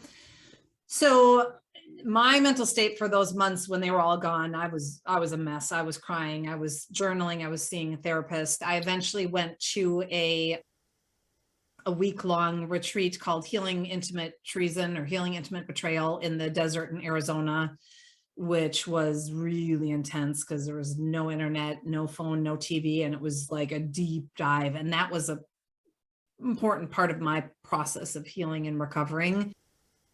And so eventually he was sentenced to 10 years in prison. He moved and went to northern Minnesota where he was to serve his sentence. He was, while before he was sentenced and before we could go visit him there, everything was recorded by phone, visits, everything. So he couldn't really repent or talk about it at all because we couldn't, it was just, we couldn't talk. His attorney said, don't talk. My attorney said, don't talk. So it was the worst. It was the worst thing ever. So we couldn't until eventually, I mean, maybe it was probably 3 years. I can't remember now. It's kind of gotten blurry, but when my daughters were going to China on a spring break trip, they are in a Chinese immersion school, that I went to the prison. I drove 8 hours and went to the prison alone to see him, to say, because at that point then there were not recordings and guards. I could sit in the room, right? And to say, what were you thinking? What happened? What, right? And that was the first time we were able to just really go deep and cry. And he was incredibly remorseful, embarrassed, repented. I mean, it was horrible what he did, and he didn't try to minimize it, downplay it, make excuses. He owned it and he apologized. And ultimately, I think that was an important part of my process to forgiving him and to being in relationship with him and to being at peace. And I would imagine, David, there are people listening right now who are confused or angry hearing me say I forgave him. I'm guessing there are people listening who have situations in their lives that were not as egregious as this, that they have not forgiven people for. And I don't have any judgment wherever you are in that journey. But for me, man, my daughters are watching everything, and I could not be in a place. I chose not to be in a place of anger and bitterness and resentment. I chose to look for forgiveness and relationship and to try to find the love and the silver lining through it. Now, would you say you forgave him before that meeting, or you forgave him at or after that meeting? Because you can forgive somebody without them being repentant. You can forgive them when they are truly sorry. And sometimes people die and you have to forgive them after they pass. So did you get to the point of forgiveness before he repented to you and apologized? It was a journey and a process. And one of the things that I did, because I couldn't talk to anybody, I journaled and journaled, and I have thousands of pages of journaling. And so it would be interesting now to go back and look and see, because it's probably foggy in my mind. I would like to think that I was on that process of forgiving him earlier than that, but I don't know is the answer. I'm not really sure. Okay, no, and that's perfectly fine, because I don't know. I'm not a licensed counselor, nor do I play one on TV. But in my own life and from talking to a lot of people, it's like 100 times easier to forgive when someone's truly sorry.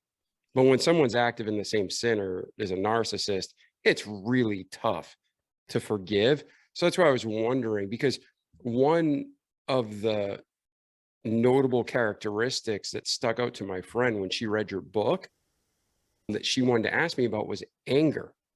And you mentioned in the book that you didn't feel anger this entire time towards him. You felt all the other emotions, but not anger. And in the grief cycle and the healing and trauma cycle, anger is one of the core emotions that we all face. Now that I've listened to you and I see that you had that 3 years where you couldn't even talk to him, it's like you want to almost like beat on the person or hit him, like, how could you do this? So you were almost denied that cycle of healing. Is that fair to say, or am I misinterpreting? Yeah, it's so complex. I was devastated. I was so devastated. The place that anger eventually came was like,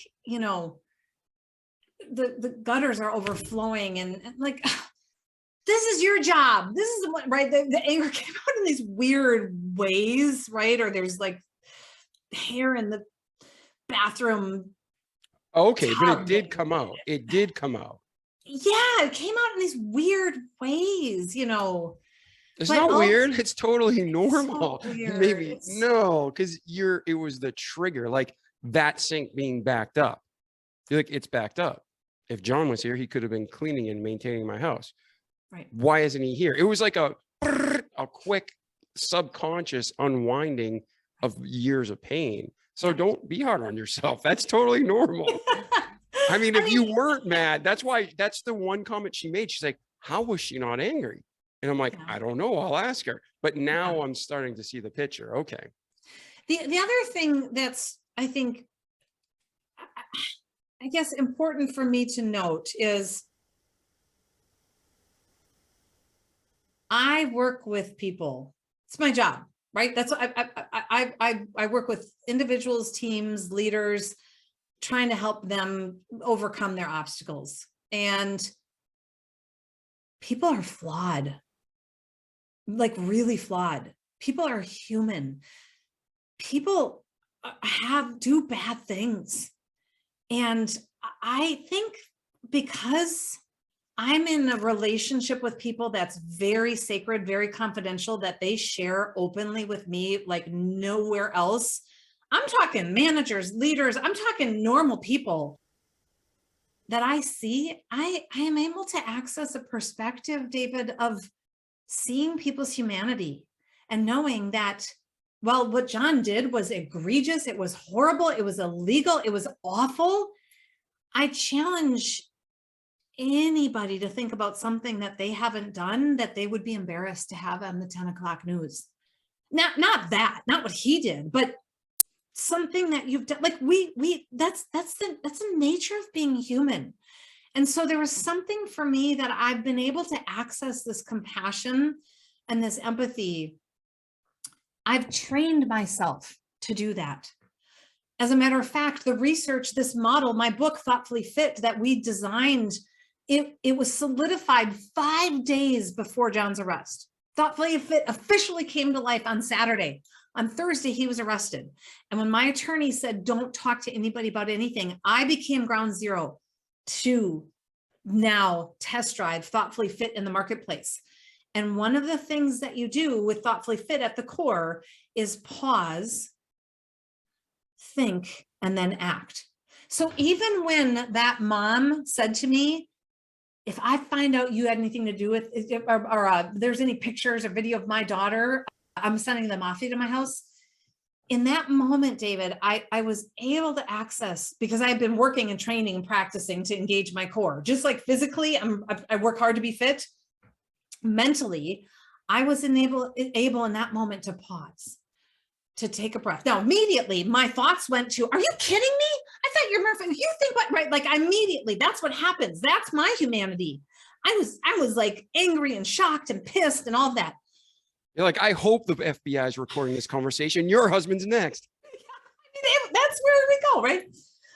I was able to pause and just think, slow down, Darcy, think, breathe. Okay, what's happening? This is not like her. She's a friend. This is out of character. This is scary. Oh, her daughter was at our house a lot under John's supervision without me. She's scared. She's in mama bear mode. This isn't personal to me, right? So in that moment, being able to slow it down, to pause, to think, I could access empathy and compassion. And instead of lashing out at her in anger, I was able to act and say, oh my gosh, I know, I can tell you're scared. I'm scared too. Right? And so there's something with John that I was also able to access. You have a problem. You have a problem. Who you are is a good person. And God loves all of us, every sinner. He does not say what sins he doesn't have, right? A sin is a sin. And so I could see John's goodness through all of this. I lived his goodness. I lived watching him raise these daughters who are incredible. I watched him make food for me and do like support me in being able to live my dream. So just because he had an action that was horrendous did not negate any of the good that he did. And I was able to separate that. And I was able to not erase all of the good. And that was also an important part of my process of forgiveness and not living and leading with anger. Yeah, and that's a very mature, high level, classy mindset. And that's how God made you. And that's the experiences and life events. That's why you go from your childhood up. So you were developed in a way as ready as you could be to handle this. Because most people, 98 out of 100 are going to lash back. But you had the composure and poise to think with empathy, how is this person feeling? So and also I want to just highlight, like, yes, there's a part of DNA and who I am, but I worked hard to strengthen that muscle. Oh yeah, 100%. Right? Yeah. You play how you practice, and you practice hard to play in that maturely. Yeah. So now what about, take us from that moment, you meet him in the prison, you finally get to talk to your own husband openly. Bring us through today. Where's your relationship today? What's going on in your life? Is John out of prison yet? I don't believe he is based on the time, but what's going on between then to now, Darcy? Yeah.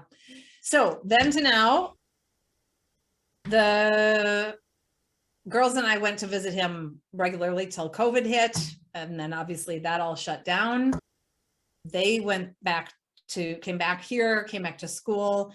They are owning and at peace. They have forgiven their dad. Because of the new evidence that was found, his attorney went back to the judge and his sentence was reduced by 36 months or something. And then combine that with time off for good behavior and a special program he went through. He has been released into a halfway house. He was at the halfway house. He now has been released from the halfway house and is still on probation, and we're like newly in this process of navigating this next phase as a, like, how do I co-parent with an ex-husband who has I have 100% full custody. So legally he has no right to these children. And yet all of the child psychologists and the therapists that I met with, which was a lot, said that if your children are not in harm, if they are not at risk, it's always better for them to have a relationship with an incarcerated parent. And so I've worked hard to give the girls the chance to have the relationship that they want with their dad, if they want to have one. And they have both chosen to. And you did get a formal divorce to Yeah. at least to protect assets. And there's so many complications people will never think about. Yeah. You can still love your husband and even continue in a relationship, but sometimes on paper, you have to get a divorce these days because the system's so broken. So Well, and now, also he betrayed me. I mean, oh yeah, in the no. most severe way, right? So like, and I think that also was an important part of my process to forgive him, is that I set a boundary and found my power and spoke my truth. And I said, I'm hurt, I'm angry, I'm betrayed, I'm disappointed. I said all those things. I spoke my truth. We got a divorce. I set a boundary, right? I mean, so I think, had I not done all of those things, and I, it's interesting because I've been reflecting a lot on, as people are sort of like, how can you forgive somebody who did something that awful? And so I've been really trying to deconstruct that and to really process and think how, because I really truly am in a place of peace and forgiveness. It's not like I'm just saying it, I'm going through the motions. I have no reason to say it. And so I'm trying to figure out and break down, like, what has contributed to that? If somebody is wanting to get to forgiveness and they can't, what are the things? I think that was an important part of my process and journey, was setting a boundary and speaking my truth and being really crystal clear. If I hadn't, I think I'd be resentful. I'd be bitter. I'd be angry. I'd be stuffing these feelings that would be leaching out in different ways. Yes. And that's human nature. That's human nature. And I'm glad that you found that peace and set those boundaries, because it's huge, or you would have just kept perpetuating the cycle and the pain. So Yeah. We went through a lot. If you have the time, I want to cover one more question in this segment. It's just like, we talked a lot about the peace. We talked a lot about the forgiveness, but quickly, even though it's so important, but people can reach out to you. We're going to give you time to share and how people can connect with you. But what were some of the things that during these years, you're like, man, what a blessing, what a gift from God, that like kept me sane? What were the things that if people are in this, they can look for? Or if people are watching someone going through trauma like this, they can say, this is how I can help. What are some of those key moments or gestures that God used to help you through people? Such a powerful question. So I'm going to lead with the second, which is, if somebody's listening or watching and they have somebody in their life that's going through a trauma, what advice would I have, or insights? And I'm going to just share something very practical, because I think it is a model that can be very helpful. It's called the ring theory. This is not my theory, and I should know the people who created it. And I'm so sorry. You can Google ring theory, but basically we'll put a link in the show notes. Okay, perfect. Because I want to give credit to them. Basically, it says the person who's at the center of the trauma, it goes in the center of the ring. So in this case, with my example, it would be me. And then the next ring out of it is the next person who's closest in the trauma. So it'd be my daughters. Then the next ring might be John's parents and my parents. And then the next ring, right? So you kind of identify where you fit, where you in the ring. And so if there's what people are watching and they have somebody that's going through the trauma, first thing they do is identify, where are you in the ring? What ring are you in? And you support in, dump out.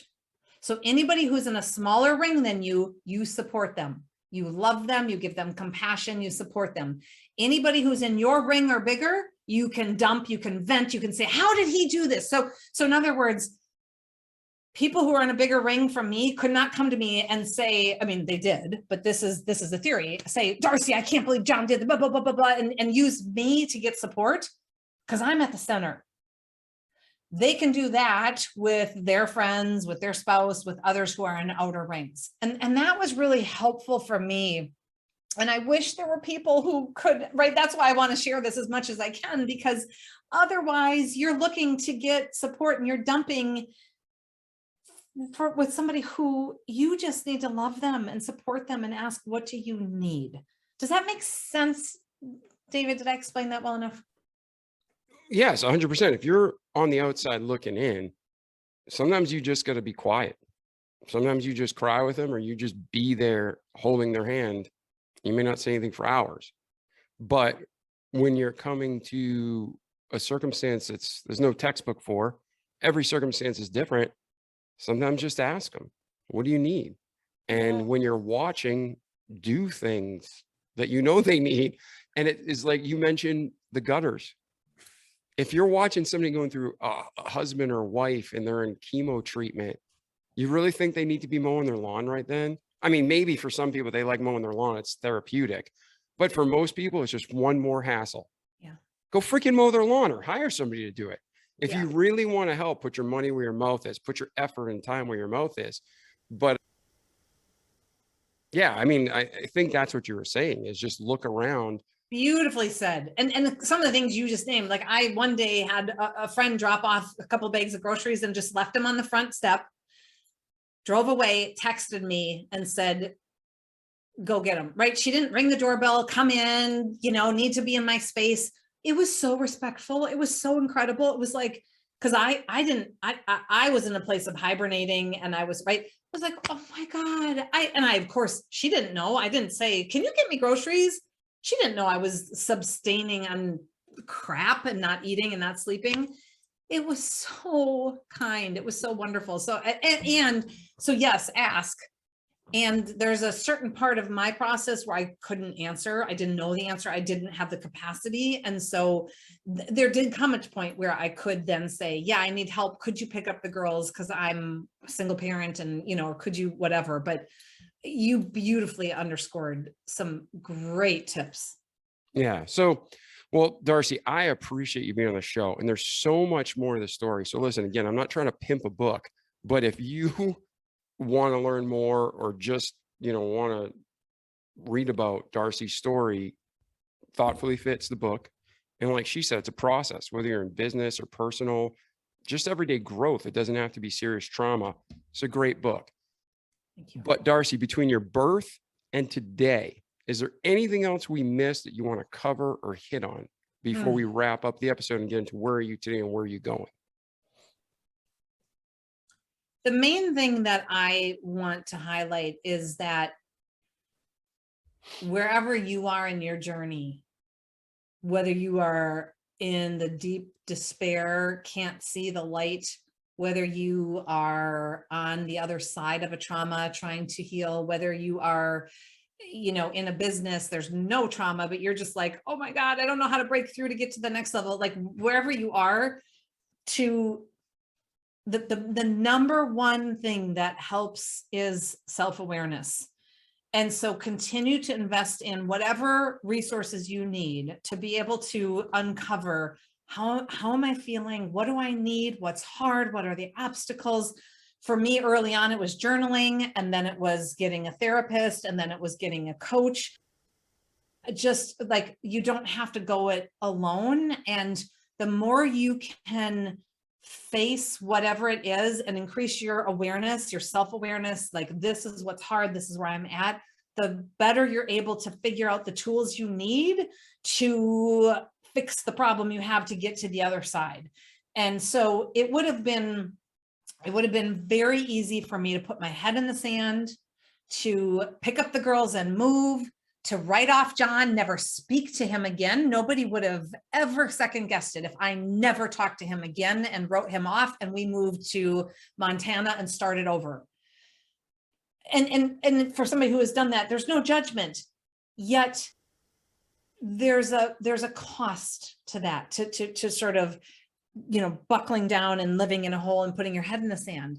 I believe stepping into the curiosity and raising awareness. And for me, part of that journey has been, how did I get in a relationship with somebody who did this, like, so that as I'm at the place of dating again, and I'm excited to start to like date and find a new partner, I'm trying to raise awareness of like, what are the red flags for me so that I can make conscious choices in finding a life partner or dating that don't repeat the cycle, that don't repeat the problems, the things that brought me to where I was. So I think, and that's hard. And that's why I want to just highlight that, because that takes courage. It's scary. It's hard. And yet I advocate for it. I think it's so important. 100%. There's so many people, you hear the stories of the man or the woman, they keep getting the same type of abusive relationship over and over again. It's because even though it's terrible, they find comfort in knowing what to expect. It's familiar to them. So for you to search and to see, what did I see in John? What was good and what was dysfunction, that even in the dysfunction maybe you're attracted to, that's super wise for you, for me, for all of our listeners. So that's well said. Thank you. Yeah, I love that. What did I not see? And yeah, like, what in the dysfunction was I attracted to? Bingo. Oh my God. And that's like embarrassing to admit to. And it's part of my humanity. It's part of my faults. We all have faults. That's okay. That's okay, right? Yeah, no, I mean, it's just, we're on a journey, and when we finally get it right, we'll be in eternity. So it's one of those things that just do your best each day, but definitely take into account not just your strengths, but the weaknesses. You know, what do we need to worry about? Like, I'm not going for a hike in the woods by myself. You know why? I have no navigational sense. I will die in the woods. So I'm going to take somebody with me who's really good at navigation. And that's a very silly illustration. But if you get into relationships and you consistently meet the wrong person, you better ask people you can trust to start filtering through your dates, because you need to make the ultimate choice with God. But at the same time, you're blind in some areas. So until you can get that corrected, rely on people that have the strength to see, you know, some people just have great BS filters. They can look at somebody one time, they're not being judgmental, but they're using the gifts God given them. They have good judgment, and they can say scumbag or saint, just like that. Those are great friends to have. I mean, that's great. And also, it's not only, I mean, yes, that's a perfect example, and it may show up at work. Why do I keep getting the same job that I'm, not being treated well? Why can I never get a promotion? Why, right? If you just notice what are the patterns in your life, that's going to give you new awareness to be able then to make some different choices. Yeah. So let's get to this. Darcy, where are you today? Where are you going? How can we help you get there? Oh my gosh, thank you. So where I am today, we just launched literally April 1st, the Thoughtfully Fit Gym, which is a place, that online community where you can go to work out your mind, to work out your thoughts, to train, to be able to handle yourself thoughtfully. It supports all the concepts that I outline in the Thoughtfully Fit book. I'm doing, my business is flourishing, which is incredible, coming off of COVID and coming off of this where I was devastated and financially ruined. I feel blessed, and I've worked hard. It's not just being blessed. I've worked hard to be able to get to this place. So doing a lot of keynotes, team retreats, executive coaching, training on communication and how to be thoughtfully fit in your life, right? It's my passion. I am a mom and love, my daughters are sassy, fun, independent teenagers. And we're continuing to learn and grow together. And we're figuring out how to navigate this next phase, which we don't always do well or do right. And we are in the messy part of that, which is okay too. So that's sort of high level where I'm at. The paperback version of Thoughtfully Fit comes out in May. And so we're super excited about that for people who want the book at a lower price point. So right now it's just the hardcover version is out. Well, that's great. So we have a lot of people who are going to want to reach out and communicate with you, maybe some business owners, leaders who want coaching. What's the best way to reach you, Darcy? Yeah, so if my website, darcyluoma.com, has a contact page. It's got all of our email, phone number, all our social media channels. And you can poke around and you can read our blogs. You can watch every Thursday. I have Thoughtfully Fit Thursday videos. There's tons of content on there. And then if anybody's interested in learning more about Thoughtfully Fit, if you go to thoughtfullyfit.com, there's a free quiz you can take. So the book is structured around the 6 biggest hurdles that get in the way of being successful. And so you can take that quiz and find out which hurdle is your biggest, and then get some strategies to overcome it. And then if you take the quiz, you'll be signed up to get our newsletter that comes out twice a month that has tips and tricks and vignettes and stories to go deeper, to really be thoughtfully fit. Wow. Well, thank you so much, Darcy. You truly are a remarkable woman. Your story is remarkable, and I know you're going to connect and help a lot of people. You already have, and this is hopefully just going to continue it to glorify God, help others, help you, and it's just a beautiful thing. So thank you for being on the show today. You know, I'm so grateful, David, and I just have to say you have clearly found your calling. I mean, I know this is one piece of what you do, but you're just curious and present and safe. And I really enjoyed our conversation and appreciate the opportunity to go deep. I've never done an interview this long, and it just feels like it was so spacious that we could explore some of these nooks and crannies that I don't ever talk about. So thank you for that opportunity. Oh, no, it's my honor and pleasure. And thank you for your kindness. So hopefully we'll hook up for another episode in a separate podcast, and we'll go deeper or just catch up and continue the conversation. So I appreciate, yeah. So ladies and gentlemen, we love you. Thank you for being here today. Darcy and I are here to help you. Reach out to us any way we can, we will. But like our slogan says, don't just listen to this great content that Darcy shared with you today. Do it, repeat it each day, the good stuff, so you can have a great life in this world and eternity to come. So I'm David Pasqualone. This was Darcy Luoma. Thank you for joining us for the podcast. Share it with your friends, and let's just grow together. Ciao. The Remarkable People Podcast. Check it out.